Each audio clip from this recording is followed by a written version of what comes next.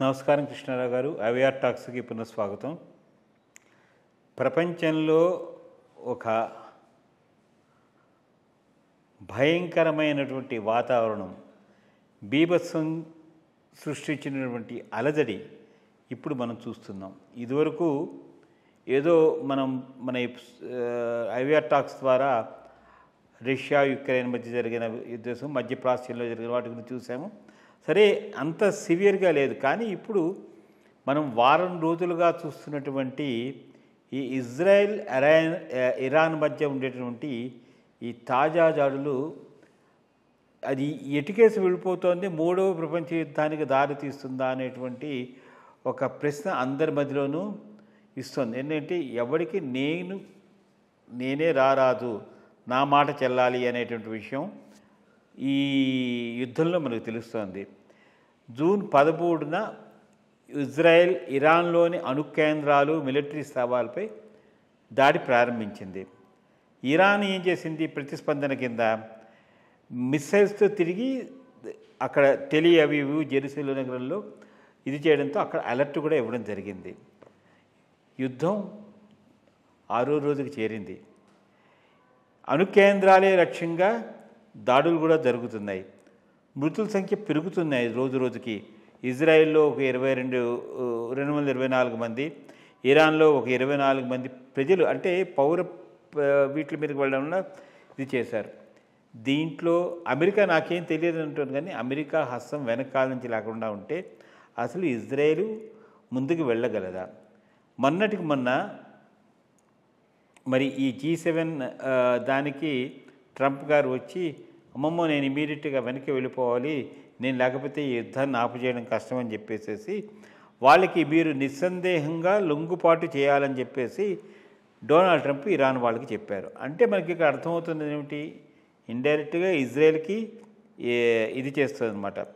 తర్వాత ఇజ్రాయెల్ కూడా ఏం చేస్తుంది? గాజాలో దాడులు కొనసాగిస్తూ 89 మంది పాలస్తీన్లను కూడా హతమార్చింది. ఈ అంతర్జాతీయ స్పందన కూడా డిఫరెంట్గా ఉంది. అంటే ఇప్పుడు మొండివాడికి ఎవడు చెప్పలేడు, వాడు వినలేడు. మరి ఇది ఎటుకేసి దారితీస్తుంది? ఈ యుద్ధం విస్తరించే అవకాశం ఉందా?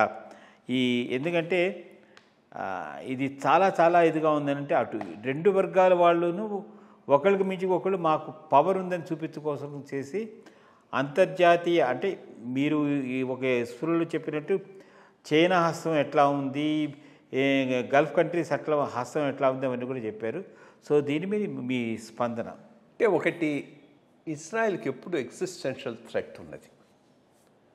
ఇజ్రాయెల్ దేశాన్నే అసలు మేము అంగీకరించాం, దీన్ని ప్రపంచ పటం నుంచి తీసేయాలి అని గట్టిగా భావిస్తున్నటువంటి దేశాల్లో ఇరాన్ ఒకటి. ఇరాన్లో ఉన్న ప్రస్తుత ఖొమేనీ ఆ మతతత్వ రాజకీయం.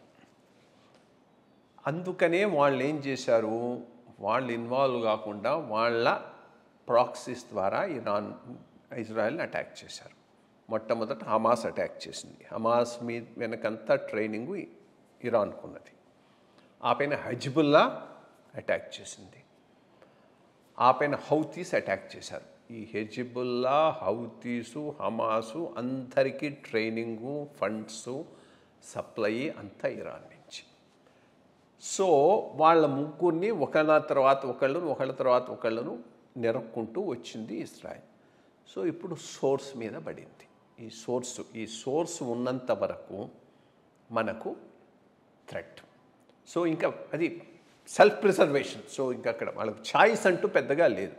కానీ ఇజ్రాయెల్ తనంత తాను ఇంత పని చేయగలదా?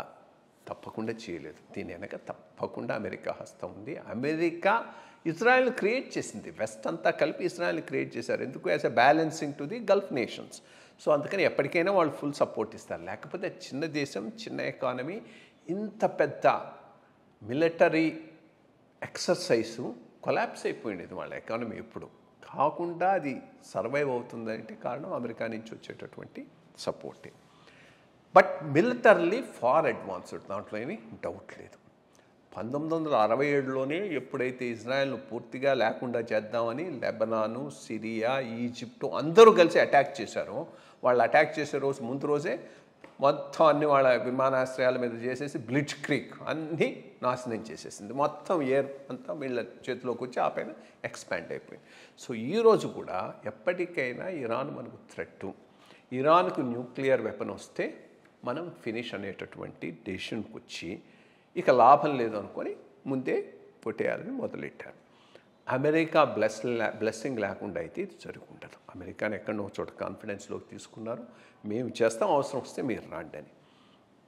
బట్ ఇది హెజ్బుల్లా, హమాసు, హౌతీల్లా కాదు. ఇరాన్ కూడా స్ట్రాంగ్ కంట్రీ, మిలిటరీగా స్ట్రాంగ్ కంట్రీ, అందుకని ఇద్దరి మీద అవుతున్నాయి. బట్ ఓవరాల్గా ఐ థింక్ ఈ రోజుకు అడ్వాంటేజ్ ఇజ్రాయెల్కే ఉన్నట్టుంది. ఎందుకంటే చాలా వరకు వాళ్ళ ఇన్ఫ్రాస్ట్రక్చర్ అంతా నాశనం చేశారు. ఇప్పుడు నా దృష్టిలో అమెరికా తప్పకుండా ఇన్వాల్వ్ అవుతుంది. ఐ థింక్ అదే వాళ్ళ న్యూక్లియర్ ఫెసిలిటీని తీసేయాలంటే అవేవి బంకర్ బాంబ్స్ ఏవో ఉన్నాయి, అవి వేయాలట. అవి ఓన్లీ అమెరికా దగ్గర ఉన్నాయి. వేస్తే కానీ 120 అడుగుల క్రేట్ ఏర్పడిపోయి మొత్తం అంతా ధ్వంసం అయిపోతుంది. చేసేస్తారు. ఇంకా నేను అనుకోవటం 2 జరుగుతాయి. మొట్టమొదటిది న్యూక్లియర్ అణు బాంబు స్థాయికి రాకుండానే ఇరాన్ను అరికట్టేస్తారు.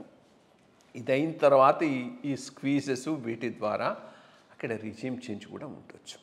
రిజీమ్ చేంజ్ అయ్యి మోర్ సెక్యులర్ గవర్నమెంట్. అంతకుముందు చాలా ఇండియాకైతే మంచిదే ఇది.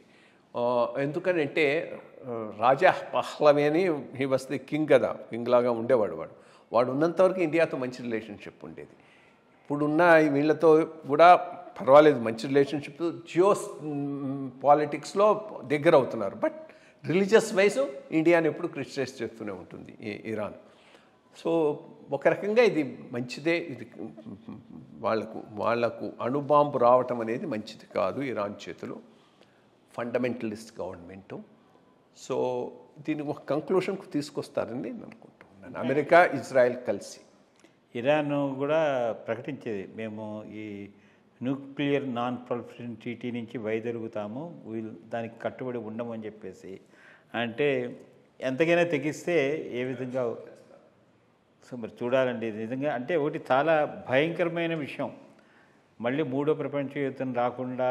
మరి ఎందుకంటే దీంట్లో ఈ పక్క నుంచి చైనా వీళ్ళ సహాయం కూడాను ఇరాన్కి అందుతూ ఉంది. అటంటే అమెరికా హూ ఈ సూపర్ పవర్ అనే దాని మీద ఇప్పుడు 2 రాజ్యాల మధ్య ఒకటి ముందర పెట్టుకుని ఆడుతున్న నాటకం కూడా కనబడుతోంది. మరి చూడాలి ఏమవుతుందో. మళ్ళీ మాట్లాడదాం. నమస్కారం.